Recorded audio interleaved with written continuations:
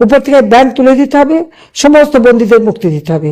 আগামী 7 মার্চ এবং 17 March, 26 March, 7 March জাতির পিতার সেই ঐতিহাসিক ভাষণ, যে ভাষণ ইউনেস্কো কর্তৃক, জাতিসংঘ কর্তৃক বিশ্ব প্রামাণ্য দলিলে স্থান পেয়েছে, যে ভাষণ সারা বিশ্বের 2500 বছরের যত ভাষণ জনগণকে উদ্বুদ্ধ করা, তার মধ্যে সর্বশ্রেষ্ঠ ভাষণ 7 মার্চের ভাষণ। 17 মার্চ জাতির পিতা বঙ্গবন্ধু শেখ মুজিবের জন্মদিন, আমরা শিশু দিবস হিসেবে উদযাপন করি। সেই শিশু দিবস হিসেবেই এটাকে উদযাপন করতে হবে, সেই উদ্যোগটা নিতে হবে।